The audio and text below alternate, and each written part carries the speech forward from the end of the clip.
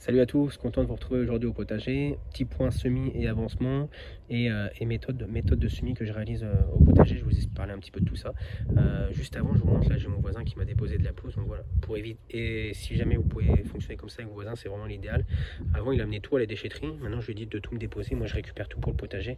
Voilà, on peut vraiment trouver des solutions pour limiter ces déchets et voilà, les recycler au maximum dans son jardin. Donc là, voilà, je récupère toute sa pelouse et ça me sert moi ensuite au potager. Je voulais vous montrer juste avant de parler des semis aussi. Voilà ce que j'ai vu ce matin. J'ai des semis spontanés de laitue qui commencent à pousser au potager. Donc voilà, ça veut dire que le sol commence à se réchauffer. Et bon, voilà, c'est un bon indicateur aussi pour savoir quand faire ces semis. Maintenant, on va aller faire un petit tour dans la serre et je vais vous montrer le matos que j'utilise pour faire mes semis. Vous allez voir dans la serre, la température là, dès qu'il fait beau en journée, et ben, on est à 22-23 degrés. Donc c'est pareil hein, dans la serre ici. J'ai mes oignons blancs que j'ai plantés. Et là, c'est pareil, on voit que les laitues commencent à repousser spontanément. Alors, j'en ai qui sont un petit peu plus grosses ici, là, qu'on va pouvoir pas tarder à récolter. Ça, c'est des laitues que j'avais semées un petit peu. Mais voilà, ça, c'est les derniers semis que j'ai fait. Et je vais vous montrer les semis qui sont en cours. Donc ça, c'est un semis du 15 janvier de laitue. Donc le semis de laitue, je le laisse dans la serre aussi. Même si la semaine dernière, il a fait 0, -1, ça craint rien. Hein. Les laitues, ça résiste bien au froid. Alors, ça dépend de la variété. Mais il y a des variétés qui sont faites pour être semées en janvier, en février. Et dans la serre, même si ça gèle, vous voyez, elle se développe quand même. Là, c'est un semis qui a à peu près 2-3 semaines. Donc, il s'est bien développé. J'ai relancé un semis la semaine dernière qui n'est pas encore sorti, mais ça va pas tarder. Comme ça me permet d'étaler les récoltes. Alors, j'en plante pas énormément, mais j'en plante une trentaine par mois, ce qui normalement suffira pour nos besoins. Ensuite, on a les petits pois. Je vous ai montré, on avait semé les petits pois. Donc voilà, ça y commence à sortir. Et aujourd'hui, voilà, j'ai préparé, je vais refaire un gros semis de petits pois. Ça sera des petits pois demi-rames, donc qui vont me servir, que je mettrai dans la structure.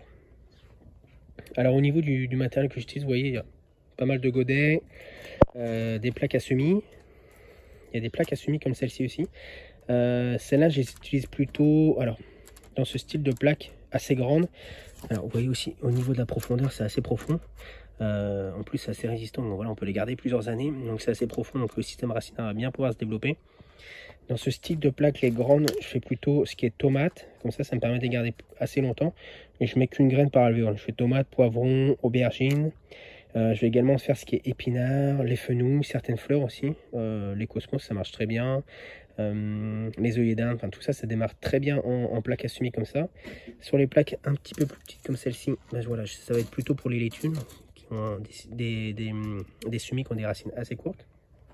Les godets comme ça, je m'en sers pour les petits pois, pour le rempotage aussi des semis de tomates, une fois qu'ils ont fini leur croissance ici. On va aussi avoir le presse-motte. Celui-là est pas très large, alors je peux m'en servir aussi pour faire des mottes pour les laitues, ou alors pour les choux aussi, je trouve que ça marche assez bien avec les choux. Donc voilà pour le matériel que j'utilise à peu près actuellement.